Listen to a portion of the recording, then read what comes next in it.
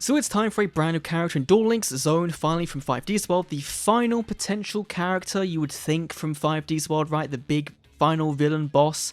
We've not got one for Duel Monsters or GX, but 5D's is the first one to kind of finish. Now, the weird thing is, of course, can I play an announcement in-game saying, hey, some of his skills aren't gonna work yet because these cards aren't coming until the mini box or sometime at a later date, which is going to be on the 31st, right? Because the sale, it ends on the 31st. So when this ends, you're going to get your brand new box. It'll probably be announced on the 29th, if I had to guess. And so you've got a few days to wait until we find out what we're getting. Of course, we know we're getting Time Maiden, and of course, we're getting the Cephalon and Shooting Quasar and probably Sulfur Cords. But let's dive into Zone's brand new cards, his level ups, and of course, his skills. And the most important thing in the world is how many tickets does Zone have? I'm hopeful there's not many, but let's dive in. So let's go through the cards first of all. First of all, we have Raphion the Time Lord, a level 10 Wind Fairy. Of course, has the same requirements, can't be summoned from the deck. If you have no mods, you can summon up Tributing. Can't be short bound by card effects, just the general gist of these Time Lords. At the end of the battle phase, this card bowed, inflict damage to your opponent equal to half the attack of one monster opponent controls that battled this turn.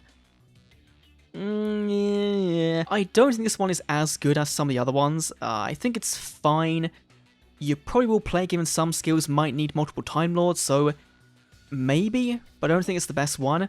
Then we've got level 7, a copy of Camion the Time Lord, the Earth version, and this one is, if it battled, shuffle one card your opponent controls into the deck, then deal 250 to your opponent.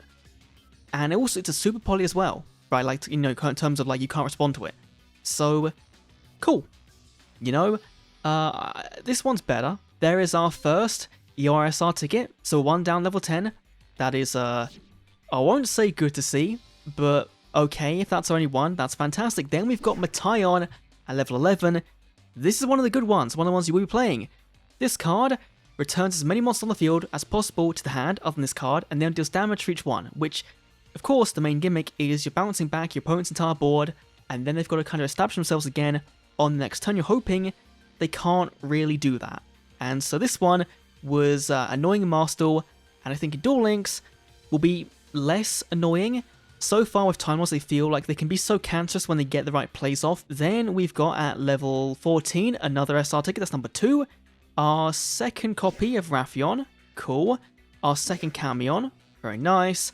Our first copy of Zaphion the Time Lord.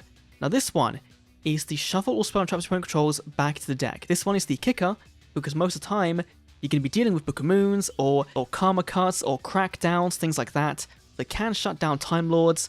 This will deal with them. Also, if this is sent from the field to the graveyard, you can draw 1 card.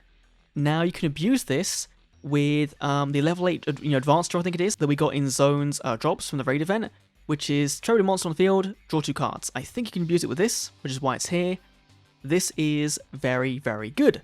So, very cool. Then we've got our second copy of Metaion. Very nice. Our third URSR ticket. Oh boy, here we go. We've then got our third copy of Raphion. Our fourth URSR ticket. Our third copy of Camion. Our fifth URSR ticket. And our third copy of Metaion. So, 3 everything apart from... Was it 3 Metaion? Right, 1, 2... yeah, 3 Metaion, but only 1 copy of Zaphion, which I think might be the most important one. Understandable, and it's also abusable with the advanced draw, so I get it. But, why have we got 5 tickets? It's like Anna all over again. But at least this time, Anna had way worse cards, right? But for trains, for Time Lords, these are pretty good, right? Zaphion, pretty good, and your Metaion is very good. So overall, I'm not going to give him a pass. If it was less tickets, sure. But if we ever get to 45, then we kind of know now that it's going to be a second copy of the Zaphion. But let's go on to his brand new skills. Oh boy. We have Draw Sense Light level, we've got Draw Sense Light, Draw Sense Spell and Trap, we've got Heavy Starter, we've got Holy Guard, okay, so another Holy Guard character. That's pretty nice. I'm missing one for Vrains, which you would have kind of thought that maybe Blue Angel would have had it, but okay. Let's go first of all to Emptiness Transforms into the Infinite.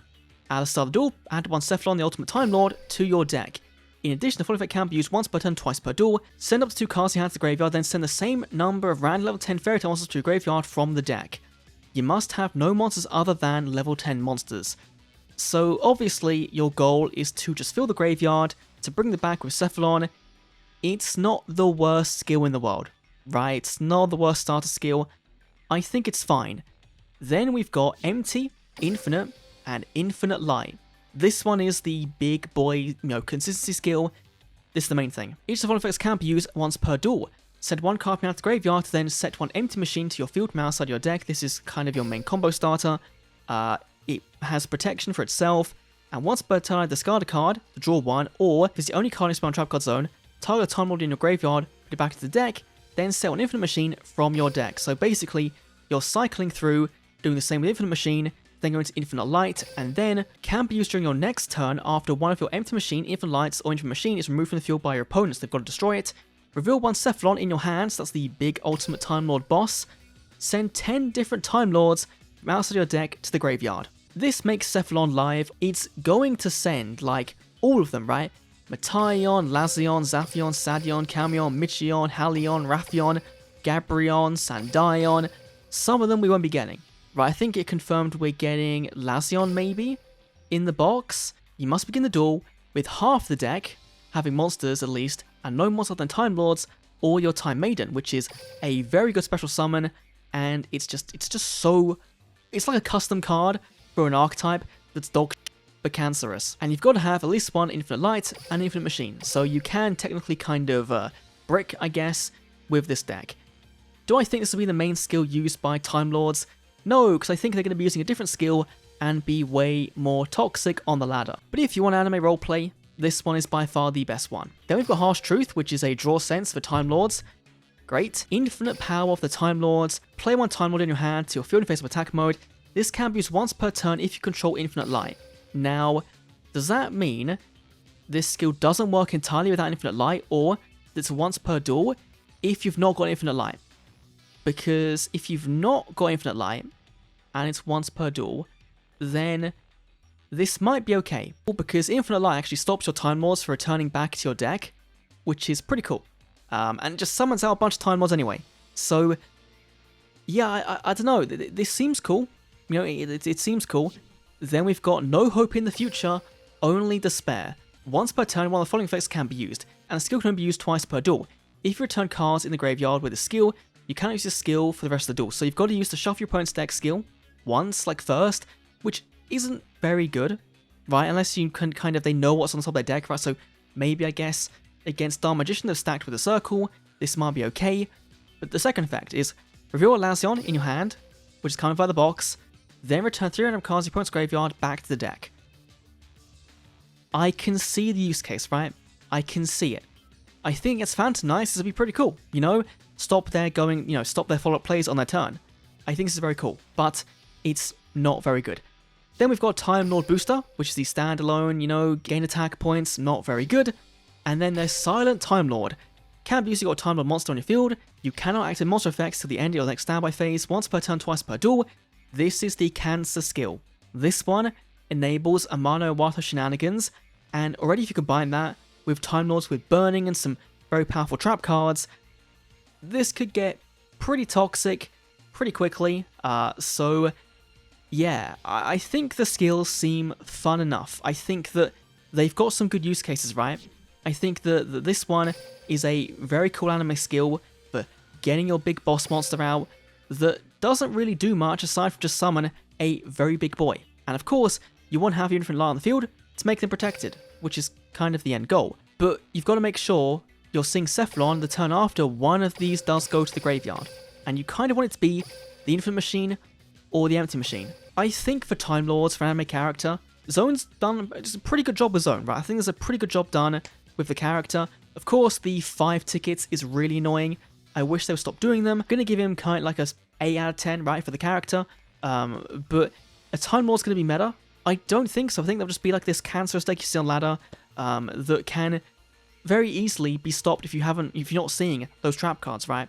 Dark Magician kind of wipes the floor with these guys, because you could just activate the circle, banish everything, and then it's just kind of stalling and hoping they can't loop that Eternal Soul, which they really can do. So yeah, those are my thoughts on Time Lords, on Zone, of course, the brand new mini box coming on the 31st.